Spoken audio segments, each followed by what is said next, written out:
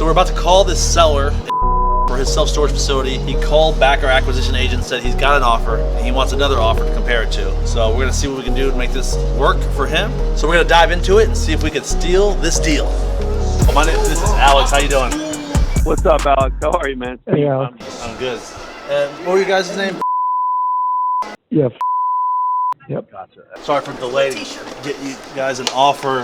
Been out of town a little bit, but I have the numbers here in front of me. And Terry said you have another potential offer. Is that correct? Yeah, we had an LOI submitted today. Gotcha. Is that like an all-cash offer? Is it seller financing also? No, we're building some seller financing in on that one. Gotcha. Typically for me, when I try to make an offer with seller financing, I try to get a lot of like information of like, are there any immediate cash needs? Is there a number you need each month? Because when I work directly with the seller on doing a transaction like this, we can make it work so many different ways. And I only got really like asking price, amortization period, and a balloon. And so I kind of worked off of those numbers. So I'm going to give you two offer options. And these are, we're super flexible. We have a lot of different leeway on where we can go. But these are just two initial offers based on the information provided to me. And, obviously your management summary, your occupancy reports, and P&L info you sent over. Fair enough?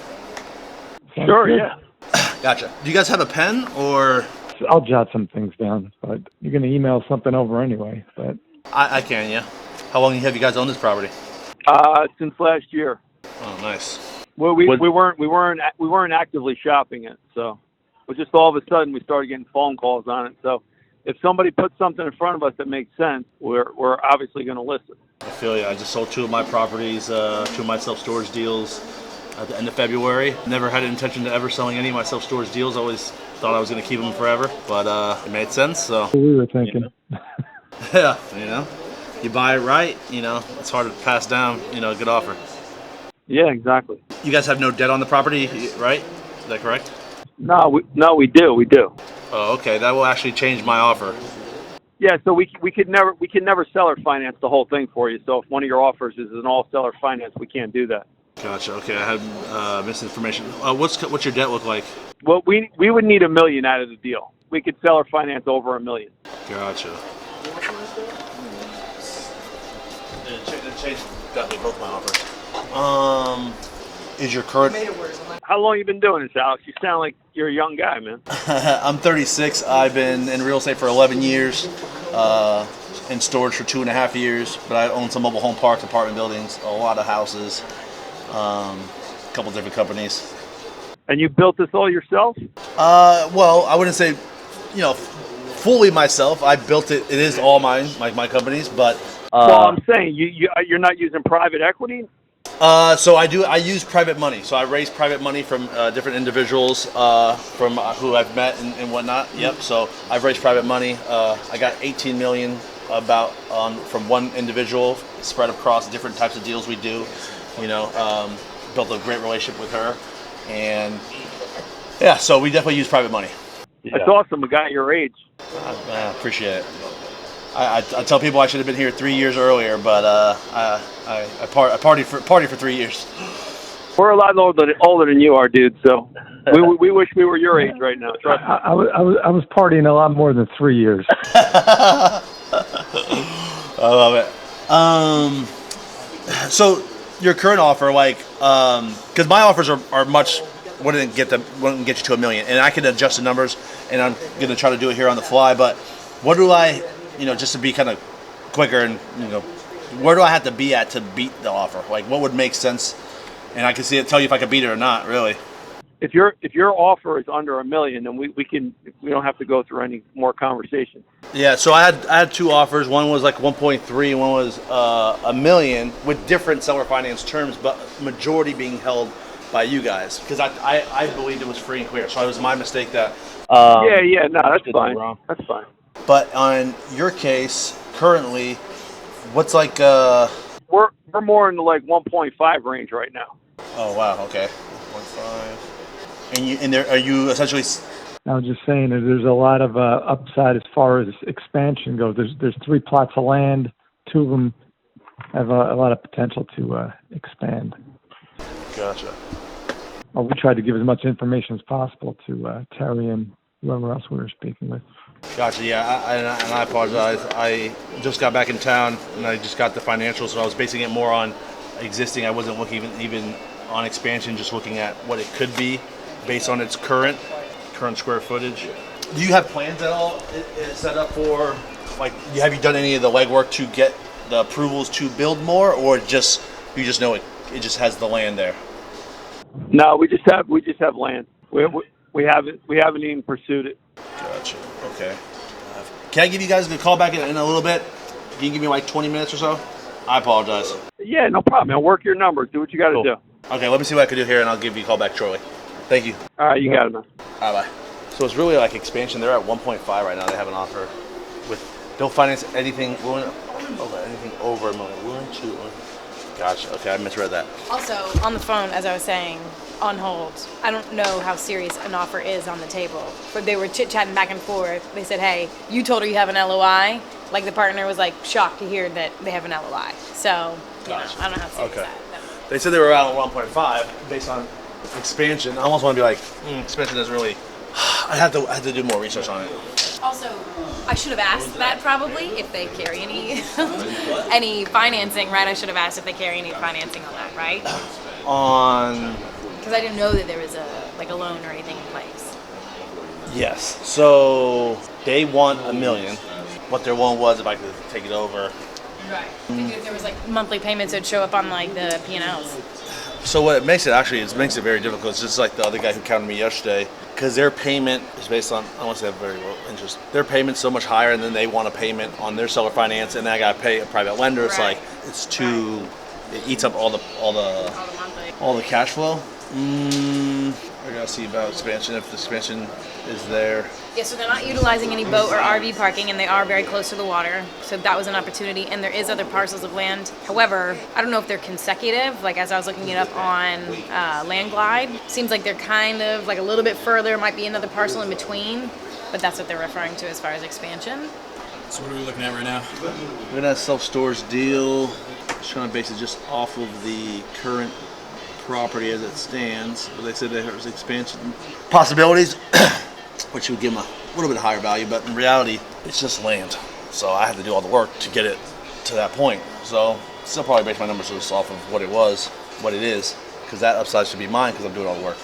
If it's immediate upside, then you can give them like a little bit more credit. But when it takes a lot, they have no plans, they have no permits, they have no ability, proof that it can be built. It's just like, oh, there's land there. I'm trying to figure out if I can increase my price to what they say they have another offer at, and if it would make sense. But I'm still going to have to base it off what the actual income is, but I can change my projections of what I could get it to. It has a low supply index, which means there's not that much self-storage facilities in the area based on the population. So that's good. That is good. 24 facilities in the area, 2.2 square feet per capita. That's low, so expansion could be good there. How much room do they have to expand? I say like 3 plots of land, but I don't know what that means. So right now you're on Landglide looking to see. Yeah, so I'm on Landglide. It's an app to see the parcels, and I can see what parcels they own, so I can see what can be built. So there's definitely land. You can double the size of the facility. You don't know if it would be worth the work to. It could be worth it because the supply is low in the area. You have to like almost call other facilities, see how booked they are. They're about 88% occupied. So it's the question is, if you build it, will they come? Well, no, prop stream, because prop stream can tell you the debt on the property. If there's like a mortgage on the property, so I'm trying to see what they bought it for. This is a quick way for me to see what they bought it for. I guess they don't disclose it. I can't even tell. And if they have a loan, it's a personal loan because no loans show up. I'm trying to figure out how much I need from a bank and what the LTV is, the loan to value would be. Would you go with a private money lender also, or? I won't need a private money lender. I won't need a lender at all. I have to bring cash to closing and I get it back the next day from the seller. It looks like this deal only works if they do expansion because there's not enough money there. Because the only add value is to really just increase rent, and there's not that much to increase. We increase it $1,000 a month. You can only really increase the value of the property $1,000 a month. So times 12, it's 12,000 divided by 6.5 cap is 184,000. So it's just not a lot you can do. So the only really value on this property is to probably do the expansion. Divided by 100, divided by 255. The going in number doesn't make sense. Well, the add value number for just what it's existing there. After you do the add value, it's really a break-even deal after I pay off the mortgage lender, private lender, with like amazing terms, and a private investor. There's no profit unless you start adding buildings, but then you have to raise more money for that. I would do that slowly in this area because it's not like a huge market or anything. So I'd put like 5,000 square feet and another 5,000 square feet and kind of go it slowly. It's just not sexy. What would be sexy? That they would take 10% down, 20% down, but they want like 80% down. Can you get back on the phone? What's the plan? We're gonna make them an offer, and we'll play the follow-up game. Hello, speaking. Hey, it's Alex from All Steel Storage. How you doing? Good, good. Hang on, Alex. Let me see if I can get on the phone. No problem. Yeah, hey man, what's up? Excellent, excellent. Appreciate it. So yeah, I looked at it again, and you know, my first thought, and I read Terry's notes wrong, and that's why I was gonna come with you with offers of you guys financing the majority of it. And on that situation, it made a lot of sense, and you know, it was a good deal for us. On when I relook at it, you know, you guys have run the facility really well. Obviously, that's why you know you're getting offers that you know make you want to sell. And so for us, there's not a ton of add value unless we do the expansion really. And for me, typically, when I look at these types of deals, I look at still based on the current income and what I'm going into at, and the initial quick add value. Because although I've used Boxwell to add more portable units as well, and I might buy them today, but I'm not going to get them for 6 months or 9 months. And so there've been a lot of delays with those. And so on that side, like it's hard for me to pay like more for land that I like. Essentially, I have to do all the work. Like if it was shovel ready, permit ready, like it makes it a little bit easier for us because it's a little bit quicker process. If we go the build route instead of portables, you know, it's going to take us quite a bit of time to go through the permitting process, get all the plans together, engineering and all that to get them built, and obviously a lot of upfront costs as well. And during that whole time, I'm negative cash flow. So I really like to buy based on what it's currently producing. So I try to mess with the numbers to try to get to the 1.5. I'm not there, so I'm going to give you my numbers, and obviously if the other guy's better, then you know, best of luck with that one. And if that one doesn't work out, then you know, we're here. So my offer would be 1.3 million, paying the $1 million down, and the 300,000 would be held back with no payments, no interest, and a balloon in 5 years. No payments, no interest. Yes. Yeah, I mean it's not you're not there. You're not nearly as attractive. So we appreciate you taking a look at it. Yeah, no, I don't think I would ever do no payment, no interest for 3 years, for 5 years. I wouldn't do that for my mother. It's an offer. No, we appreciate it. We understand the business. We understand it's got to work on your end also. Yeah, initially for me, it's like I could only really start paying on that until and like I said, it's a little bit of a starting point too. Like I can always do payments, but that payment will be coming from my future properties there. So it might be, you know, maybe we do like 18 months no payments, and then we can start paying you and pay you interest and pay a payment towards it. But just going into it, because I don't know like the full cost of what it's going to cost over there to build, the permitting process, how long it's going to take for that location. And so that was my initial offer. You know, if you have a counter or you think, you know, maybe you could do it 1 year with no payments. If I did give you a payment from the very beginning, it would be very little. There's no scenario where there's not going to be a payment if we're carrying on the deal. It's all good though, man. Listen, I got to run. Sorry, Alex. Yeah, no problem. Yeah, Alex, you know, listen, we appreciate the offer. You know, it's good to have communication with you guys, but like Pete said, you know, more solid LOI right now. I got you. Is there like where are you guys at right now with your current offer? So get an idea, like what would you guys would consider? It'd have to be better than what we're at. Yeah, I got you the 1.5, but what do like the terms look like on that side? And we're owner financing over $1 million with a 5-year balloon and payments. So they're giving you $500,000 down? They're gonna you know, go to a bank for their $1 million, and then we're carrying the rest. Pure financing, yes. Gotcha. What's the interest in the payments on that? I think it starts at 5.25. and then it escalates. Every year it bumps up like a point or what? No. It's a quarter. I gotcha. Okay. So essentially right now you're at $1 million, carrying 500 at 5.25% interest, payments right away. So the problem, what I see, and what the bank is going to run into, is it's not going to cover the debt service.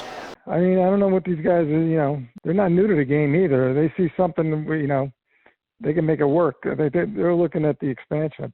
Yeah, for sure. It's on them, I'm not going to take anybody's money.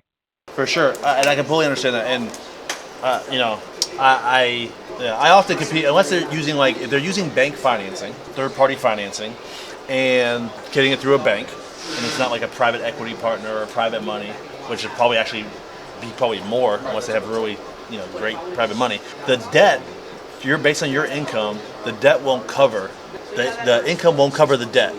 And so what the problem is, the offer's a little under 5. It's not exactly 5, 1.5. So. Well, I'm just talking about the million. It doesn't really even matter about the above. It's the million, because the million, so that would be a 75% loan to value. So if they do that, and interest rates right now are say 6.5 if they get it good right now, and they put the 500 grand down or whatnot, and they finance $1 million. The debt service is $81,000. And your net income is $89,000. So the bank is going to say, this is a risky loan, and they won't get it approved. So yeah, it's on them, but what the problem might be is they're going to drag you out for 60 days. The bank's going to say, we can't do this, and they're going to ask and go back to you to either take a bigger chunk of seller financing or reduce your price and reduce the down payment to you. And so I'm just letting you know, it's not like I'm trying to lowball an offer or anything like that. The bank won't even do it. No, I appreciate that. Listen, I know how people work. They get in there, the deal starts moving along. Oh, can't be done. All right, listen, we weren't looking to sell. Yeah, I got you. They can take a walk. Yeah, it makes sense. I feel you. We're happy to keep the property. Yeah, we sold it because an agent, told us, hey, he can get us this number, and we put it on the market, and the buyer actually is buying 3 of them, and he bought 2 already, but he didn't buy the other 2 because he gave us he tried to price reduce us $1 million on each one. I'm like, you go take a hike, like you said. I don't need to sell it. I could keep these. I'm not going to be retraded for $1 million on 2 properties. It doesn't even make sense. So did you get your ask on the 2 that you sold? Very close to what we were asking. But the other ones were just drastically below, which didn't even make sense. So we got those, and it worked out. But they also bought them cash, and they used 1031 money, so they paid a good price. But on this situation, that would be the only thing I would advise you to look out on. Is I would maybe ask up front, hey, what's your bank's debt service coverage ratio? Because based on that's what they do. It's based on their income. So I'm putting it in my calculator, and it'll be a 1.1 debt service coverage ratio. So typically banks are at the minimum want a 1.2, so they won't even get financing. So just to put that out there, and I would maybe check with them on that. How are you getting financing? Is it a traditional lender? What's their debt service coverage ratio? So that way you can have that conversation up front, and then because if they drag you out 60 days, although you might say now take a hike, you're in the ether of hey, we're right here at the finish line. It's only 100K, it's only 200K, and then you're let's just take it. So I would maybe have those conversations up front with them. Yeah, no, that's good advice. We allowed them to talk to our bank. They wanted to assume the loan, but they're not going to. The bank's not going for that. So I appreciate it. Yeah, and if things change in the future, let me know. If you don't go with them, or if it doesn't work out, let us know. And like I said, that was kind of a starting point for me. So if things change in the future, I can't go to 1.5. Doesn't make sense for me.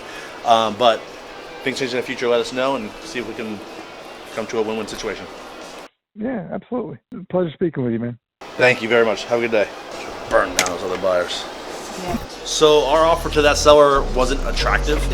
Wasn't attractive to me to pay a higher price. So you guys stick with your numbers. And so the one thing I did do for him is educate him on what to look out for with his current buyer. Based on his current buyer's offer and getting third-party financing, it's not going to meet the DSCR requirements, which is the bank's requirements to fund the deal. So I told him, like, hey, watch out, because these numbers don't work. He's paying you to have a price. Yeah, you're doing some seller financing, and numbers might work for the buyer, but it doesn't work for the lender to lend. So in a way, I kind of like burned in the buyer's offer and gave him a lot of questions how he should ask the buyer, so that way he comes up front with it. Because a lot of these guys are trying to lock up the property and reduce it in the future. So I'm trying to have him realize that my offer is not as bad as he think it is, and obviously I could do a little bit better of an offer, but that deal wasn't a home run deal unless you buy it right. So I'm not gonna just jump up my price. So there was no immediate add value. The add value on that deal was expansion, and for me it's not immediate. So I'm looking for immediate add value on these types of deals, and it wasn't there to go up higher on my price. So for this, it's just a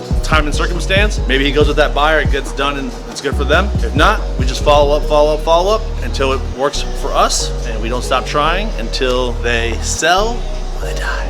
If you guys want to see more live videos like this, make sure you subscribe, comment below what you like, what you want to see, and we'll make sure to put it out there for you.